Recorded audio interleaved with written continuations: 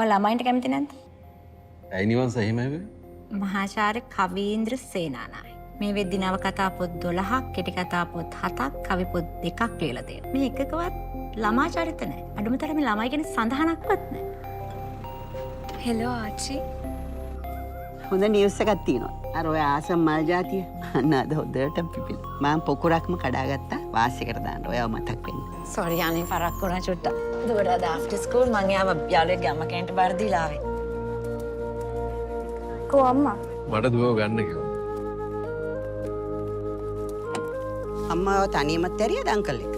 ඒක නම් මට ගාණක් නැහැ. ගානක් නැහැ.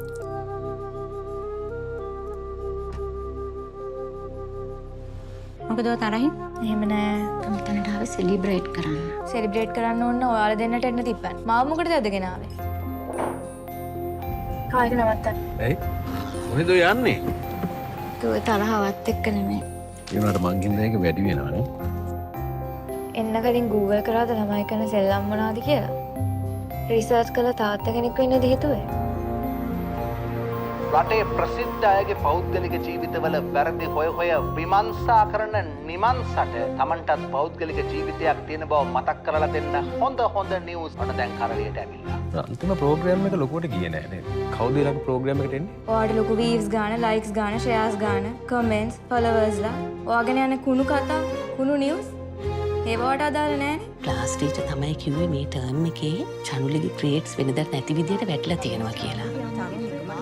ආලුකු අම්මා ළමයාත් විනාසයි තමුන් ගාව හිටියෝ. ඔයාට ජීවිතේ හැමදාම ලොකුම ලැජ්ජාව මමනේ. මහ ලොකු නඩු කාරණා. මේ දවස්වල ළමයි අතර යන අලුත් පෙරල්ල දන්නවද? ඉස්සර වගේ නෙමෙයිනේ ආච්චි. මං දැන් ලොකුයි. මට දැන් තේරෙනවා.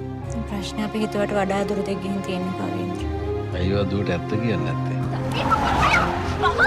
අනුනේ! මම නවතින්න! ඉතින් එහෙනම් දැන්වත් කියනවා.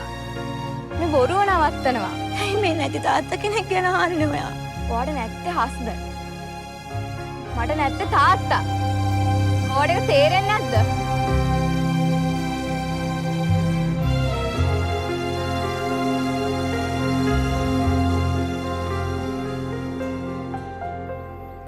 ඔයා දැන් එන්න අම්මා වගේ.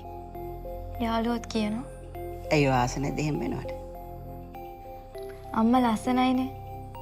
ඒකින්ද ගාණක් නැහැ.